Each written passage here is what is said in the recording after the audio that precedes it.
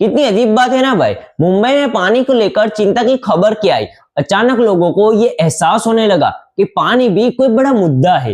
Video बन रहे हैं, पोस्ट लिखी जा रही है, लोग कह रहे हैं कि ये तो बहुत बड़ा संकट है। और मैं ये सब देखकर यही सोच रहा था कि आखिर इस देश को किसी समस्या की गंभीरता समझने के लिए उसका अपने दरवाजे तक पहुंचना क्यों जरूरी होता है।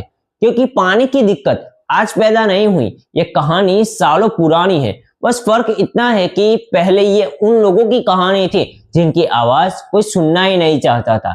कई गांवों में कई किलोमीटर दूर चलकर लोग पानी ला रहे थे। कई गर्मियों में पूरा मोहल्ला एक टैंकर का इंतजार कर रहा था। कई किसान आसमान की तरफ देखकर बारिश की दुआ मांग रहे थे। लेकिन तब ये सब राष्ट्रीय बहस का हिस्सा नहीं था, तब ये सिर्फ उनकी समस्या थी। अब क्योंकि बात मुंबई तक पहुंच गई है, इसलिए अचानक से सबको लग रहा है कि मामला गंभीर है। और शायद यही इंसानी फितरत है कि जब तक जहाज में दूसरे लोगों के कैबिन में पानी बढ़ता है, हम आराम से बैठे रहते हैं। लेकिन जैसे ही पानी हमारे पैरों तक आता है, हमें याद आता है कि जहाज तो पूरा डूब सकता है। मुंबई की इस चर्चा के बीच मुझे एक लाइन याद आती है कि लगेगी आग तो आएंगे कई घर जद में, यहाँ पे सिर्फ हमारा मकान थोड़ी है। आज मुंबई की बारी है, कल किसी और शहर की हो सकती है। अब जरा एक पल के लिए सोचो, एक सुबह तुम उठो और नल खोलो, लेकिन पानी की एक बूंद भी ना निकले। पहले लगेगा कि शायद सप्लाई लेट है, फिर 1 घंटा बीतता है, 2 घंटे बीतते हैं, पूरा दिन निकल जाता है, और फिर पता चलता है कि इस समस्या सिर्फ तुम्हारे घर की नहीं बल्कि पूरे शहर की है।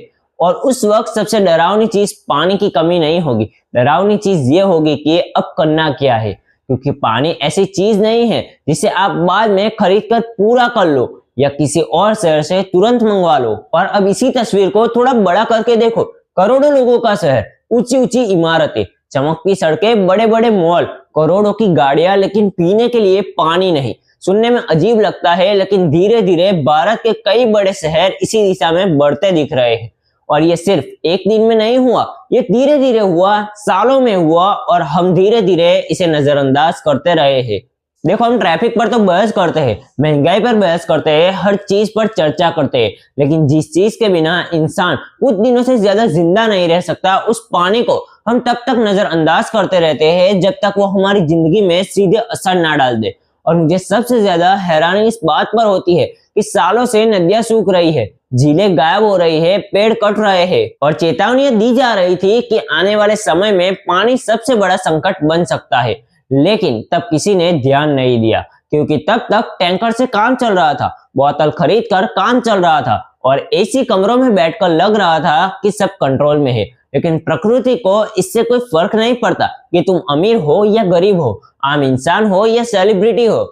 जब संकट आता है तो सबको एक ही लाइन में खड़ा कर देता है। असल कहानी यहीं से शुरू होती है कि हमने शहर तो बना दिए, लेकिन पानी पैदा करने की कोई मजबूत व्यवस्था नहीं बनाई। हमने तालाबों को भर दिया, नदियों को नाला बना दिया, बारिश के पानी को बह जाने दिया, और फिर हम हैरान होते हैं कि पानी की कमी क्यों हो रही है। और सबसे बड़ी गलती यह है कि हमने इसे नॉर्मल मान लिया है, जैसे पानी की कमी अब एक सामान्य समस्या है।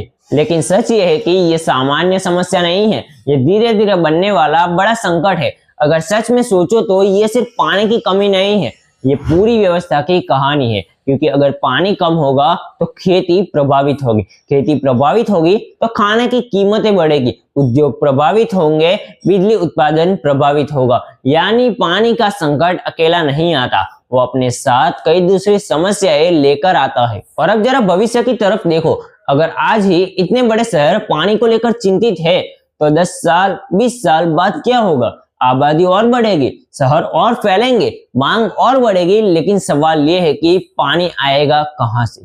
क्योंकि न तो नई नदियां बनाई जा सकती है, न ही आसमान से ज्यादा पानी ऑर्डर किया जा सकता है। और अगर अभी भी हम इसे सिर्फ खबर समझकर छोड़ देते हैं, तो आने वाले समय में हमें और मुश्किल सवाल पूछेगा। और यही वजह है कि शायद आने वाले समय का सबसे बड़ा सवाल कोई राजनीति या अर्थव्यवस्था नहीं होगा, बल्कि बहुत सीधा सा सवाल होगा, क्या हमारे पास पीने के लिए पानी बचेगा?